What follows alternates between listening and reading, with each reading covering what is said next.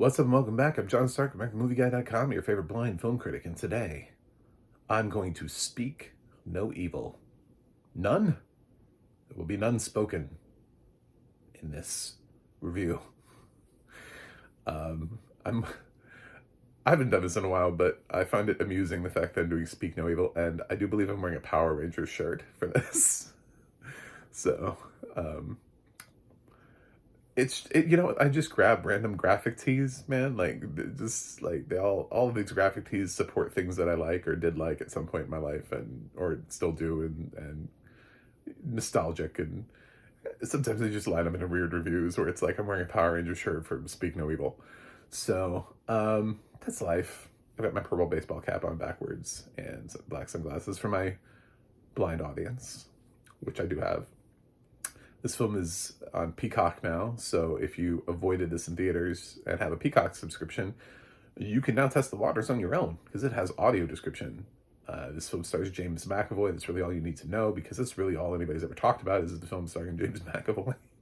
I literally chose not to look up the rest of the cast because it matters so little. it's this film has turned into the James McAvoy movie. I every single review has just been like James McAvoy, James McAvoy, James McAvoy, James McAvoy, James. Well, I really love what James McAvoy is doing here. So I went into this just going like, okay, so James McAvoy is going to carry me on like a wayward son, and maybe, uh, if I can try to get, I've heard that the original version of this, Speak No Evil, is available with TTS audio description. I've also heard the TTS audio description is pointless because it doesn't translate the Dutch that's spoken in the movie. So it's a Dutch movie that has English. So I don't conceptually understand why we would do that, but especially after having watching this, I don't understand what the language barrier would necessarily introduce in a way that would make that sort of like that would support a plot where you're like, oh, I don't understand what's going on here because they're speaking another language. Like sometimes that's part of the point, and that's part of the, if they've removed that and somehow that little plot element makes the movie more interesting, I'd be intrigued to see how. But literally like 2 years ago, there's a movie called Speak No Evil, and it debuted, and it just happened to have like portions of it were not in English. So Blumhouse was like, you know what? I'm gonna make this movie.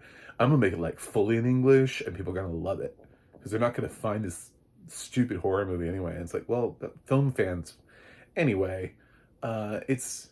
It's one of those things where it's like, if you don't at least buy the film time to find a following, then you don't actually know. Sometimes people just snap up the rights really quickly, and then you end up with like a remake that we know is not good enough because basically, yeah, the international thing actually did catch on.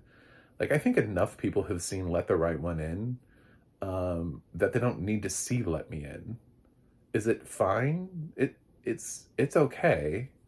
It's not the original though. The original is better. And then when they went to make the Showtime series that should have had a second season, they kept the original title. They didn't call it Let Me In or try to come up with like another version of it.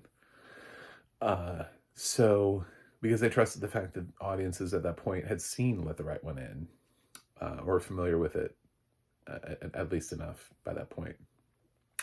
So yeah, I think we have such a narrow mind in terms of what people are willing to watch every year, like, well, it's got subtitles. Oh, damn.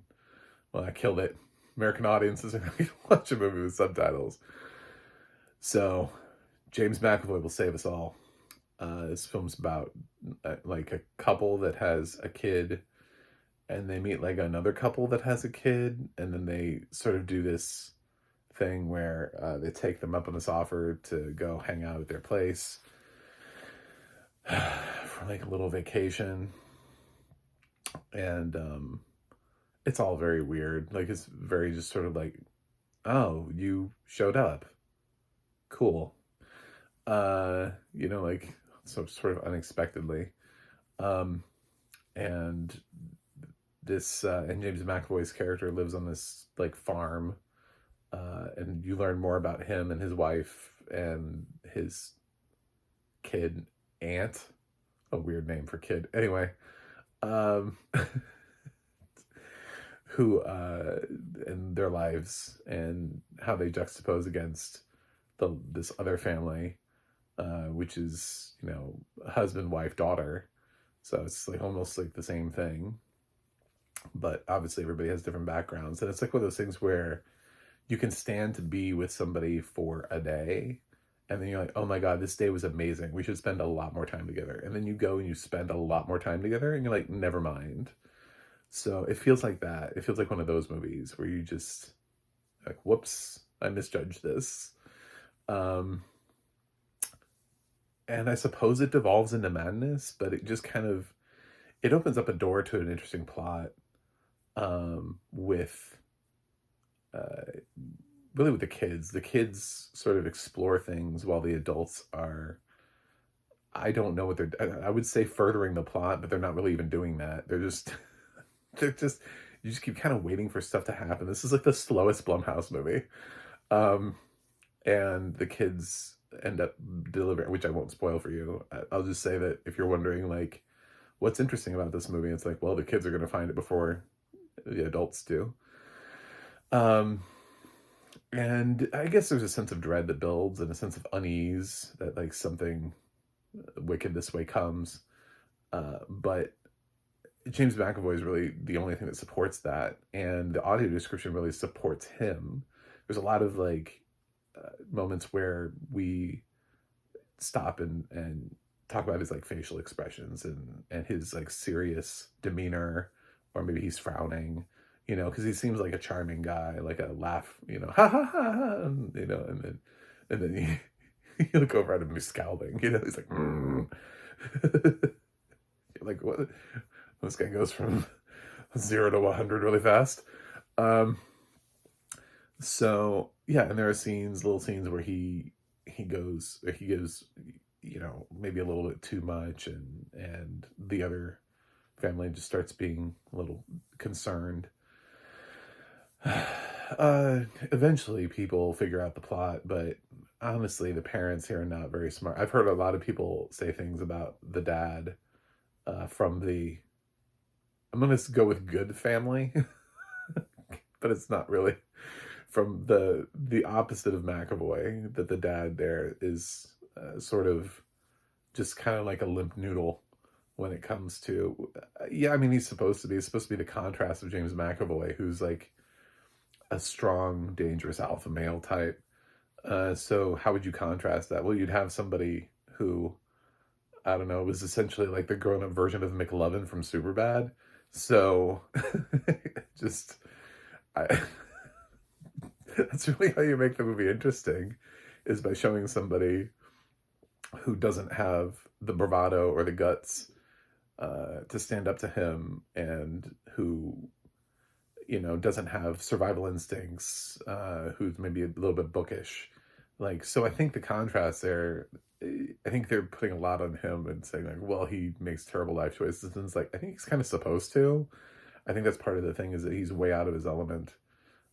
So I love that his wife like calls him out on stuff, and that their marriage is not perfect going into this, because it adds at least some sort of drama to a movie that has really very little.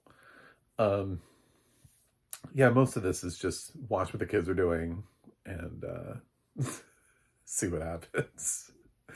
Follow the kids and they'll lead you to Toucan Sam. But yeah, I guess James McAvoy's fine here. I get excited because I just feel like he's an actor who, not that I thought he was going to get an Oscar nomination for this, but I just think he's an actor who should have had one by now, when you look at some of his performances in films like Atonement and Last King of Scotland. You're like, really? He couldn't have picked up a nomination for either one of those Oscar-nominated films? Like, no. So he's a really good actor, and of course, the real reason is because Split. and he was never going to get nominated for Split, but he should have been nominated for Split. Uh, Absolutely. So, like, obviously, my dream nomination for him would have been Split, but at least if he was an Oscar nominee at some point in his career, it would have made up for some of it. Sort of like one of those things where you sit down there and you're like, Samuel Jackson has 10 Oscar nominations, right? No, but at least he does have one, and he has an honorary Oscar. If you found out that Samuel L. Jackson had no Oscar nominations, I feel like you punch somebody. I feel like it would enrage you to the point. You'd be like, wait a minute, we've never nominated him. um, so there's a little bit of that taking the edge off by saying, like, well, they did get that one time. So they're just really under-nominated. Got it. So with James, it's like, how does he not have one? Uh, and he's good here, but this is not Split. I mean, I was expecting Split. I was expecting him to just pop off and just, I don't know. I kind of appreciate the fact that this movie doesn't like jump right into it and like wait 10 minutes and then just become like a scare-a-thon. It builds its dread. It holds its dread. If anything, the film is a lot slower than if you happen to see the trailer for this movie. The trailer suggests a lot more unease at a quicker pace than this film actually gives you. This film builds to it at a much more respectable pace, like by a real filmmaker who's not trying to necessarily give you a jump scare every 5 seconds. So I respect that. It did come across a little bit too slow for me, and it does really kind of feel like, with the sort of lack of imagination here in the direction of the film, it feels like this is all on James's shoulder. It feels like exactly what other critics have said thus far, just putting it and being like, well, James McAvoy is here. And it's like, damn, you're asking him to do a lot of lifting.